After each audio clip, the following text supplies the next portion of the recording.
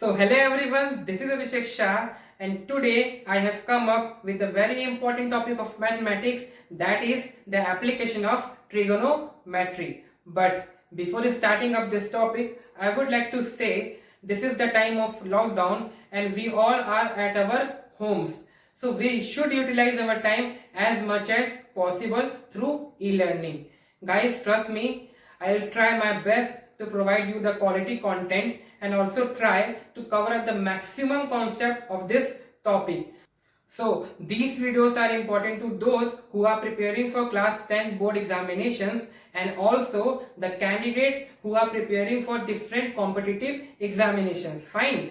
So those who have subscribed to my channel, they will get the notification of all my updates, and those who haven't subscribed it, please press the red button below and get notified. So let's start our topic, the application of trigonometry. This topic is covered in two videos. In today's video, I'll cover the line of sight, the line of reference and the angle of elevation with the use of some example. In next video, I'll cover the angle of depression with the use of examples. So do watch my next video also to get the best understanding of this topic. Let's get started. So let's start our topic. सबसे पहले मैं आप लोग को बताने वाला हूँ horizontal line के बारे में. हॉरिजॉन्टल लाइन क्या होती है? Line drawn from the observer's eyes to the object. यहाँ ऑब्जेक्ट क्या है? बिल्डिंग है. ठीक है, पहली बात. दूसरी बात, ये हॉरिजॉन्टल लाइन क्या होती है? हमेशा स्ट्रेट बनती है, पैरेलल टू ग्राउंड. ये ग्राउंड है, ये हॉरिजॉन्टल लाइन है, ये दोनों एक दूसरे से पैरेलल है. ठीक है, ये फिक्स होती है, इसको हम लाइन ऑफ रेफरेंस भी बोलते हैं. ठीक है, अब लाइन ऑफ साइट के बारे में देखते हैं. A line from an observer's eyes to a distant point. क्या मतलब हुआ इसका? ऐसी लाइन जो ऑब्जर्वर की आइज से कहां बन रही हो? उस पॉइंट पे बन रही हो जहां पे ऑब्जर्वर देख रहा है, तो उसको बोलते हैं लाइन ऑफ साइट. अब कुछ लोगों को ये लग रहा होगा कि लाइन ऑफ साइट और हॉरिजॉन्टल लाइन का जो डेफिनेशन है लगभग सेम है, तो डिफरेंस क्या होगा इन दोनों के बीच में? तो मैं आप लोग को बताता हूँ क्या डिफरेंस हो रहा है. मान लो ऑब्जर्वर खड़ा है और बिल्डिंग को स्ट्रेट देख रहा है. ठीक है, तो ये ऑब्जर्वर ये बिल्डिंग है उसको स्ट्रेट देख रहा है, तो हॉरिजॉन्टल लाइन तो फिक्स होती है, तो ये हॉरिजॉन्टल लाइन होगी. लाइन ऑफ साइड क्या होगी? लाइन ऑफ साइड भी यही होगी, क्योंकि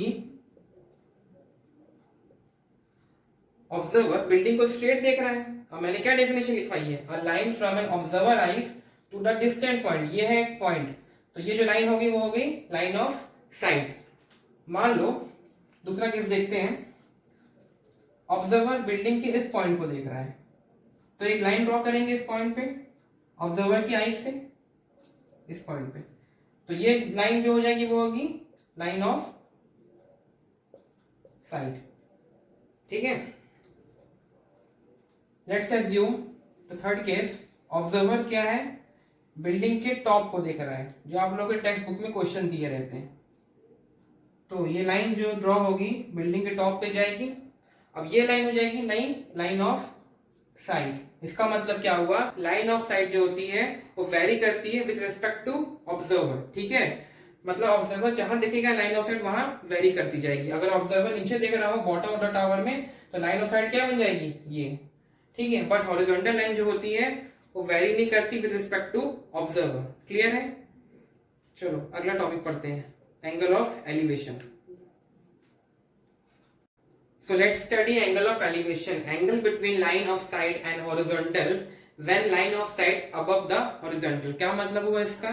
ऐसा एंगल जो लाइन ऑफ साइट और हॉरिजॉन्टल के बीच में बन रहा होगा उसको बोलेंगे एंगल ऑफ एलिवेशन. ठीक है, यहाँ लिखा है above the horizontal. Above the horizontal का मतलब ये हॉरिजॉन्टल लाइन है, इसके ऊपर बनने वाला एंगल कहलाएगा एंगल ऑफ एलिवेशन. ठीक है, एंगल ऑफ एलिवेशन को मैंने डिनोट किया है थीटा से. यहाँ लिखा है theta is equal to angle of elevation. Clear है? So let's understand this topic with the help of one example. तो see this figure. In this figure the tower is given and h is the height of the tower. d is the distance between the foot of the tower and the observer. ठीक है, and theta is the angle of elevation. ठीक, तो question ये है, d given है 100 metre, theta given है 30 degree. आपको calculate करना है हाइट ऑफ द टावर. ठीक है, so in this question d is given 100 metre, theta is given 30 degree. We need to calculate the height of the tower. ठीक, तो मैंने अपने पहले वीडियो में आप लोग को समझाया था, पंडित बद्री प्रसाद हरी बोले, ठीक है। और मैंने आप लोगों को कहा था उसका यूज पड़ेगा एप्लीकेशन ऑफ ट्रिगोनोमेट्री में, तो उसका यूज यहाँ पे आने वाला है। तो जिन लोगों ने मेरा पहला वीडियो नहीं देखा है प्लीज उसको जाके पहले देखिए। तो चालू करते हैं।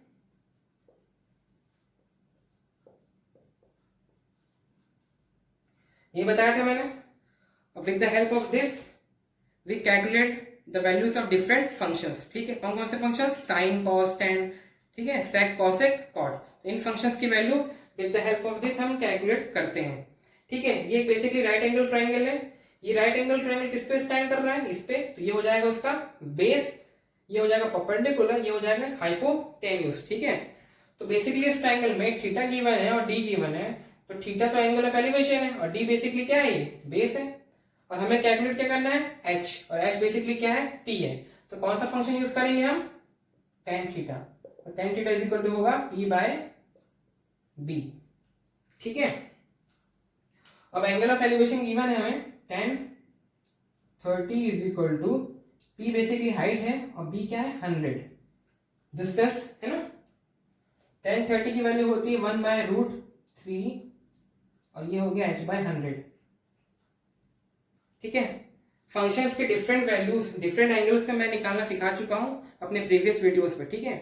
तो tan 30 की वैल्यू होती है 1/√3, क्रॉस मल्टीप्लाई करो तो हो जाएगा 100 is equal to √3h, h is equal to आएगा 100/√3 मीटर। ये निकल गया आपका हाइट ऑफ द टावर, ठीक है। अब कई लोग मुझे ये पूछेंगे क्या हम कॉट फंक्शन का यूज कर सकते हैं कि नहीं? हाँ, आप कॉट फंक्शन का यूज भी कर सकते हैं because cot theta is the inverse function of tan theta. अब कई लोग ये भी पूछेंगे क्या हम साइन फंक्शन का यूज कर सकते हैं? नहीं, आप साइन थीटा का यूज नहीं कर सकते। क्यों? क्योंकि ट्रिग्नोमेट्री में हमें जब भी आंसर निकालना होता है तो हमारे पास दो नोन होने चाहिए और एक अननोन होना चाहिए कैलकुलेशन करने के लिए, ठीक है। बेसिकली ट्रिग्नोमेट्री की डेफिनेशन ही है, it is a relationship between angles and side, ठीक है। तो बेसिकली दो नोन होने चाहिए और एक अननोन होना चाहिए। इस क्वेश्चन में देखो जब मैंने tan यूज किया तो मेरे पास d नोन था, थीटा नोन था, एक अननोन था, मैंने कैलकुलेट कर दिया, ठीक है। अगर साइन यूज करूंगा तो साइन थीटा बोलता है p/h, p भी मुझे नहीं पता, h भी मुझे नहीं पता, सिर्फ मेरे को थीटा पता है, दो अननोन आ गए तो साइन का यूज हम नहीं कर सकते, ठीक है। तो क्लियर है ये बात कि हमने tan का यूज क्यों किया, हम साइन क्यों यूज नहीं कर रहे हैं? ये बहुत डाउट होता है बच्चों को, तो अब तो शायद क्लियर हो चुका होगा, है ना। So that's all for the day. If you have any queries, you can write it on a comment section. I'll definitely solve your queries and problem as early as possible. So do follow my channel. Stay safe, stay connected and learn more.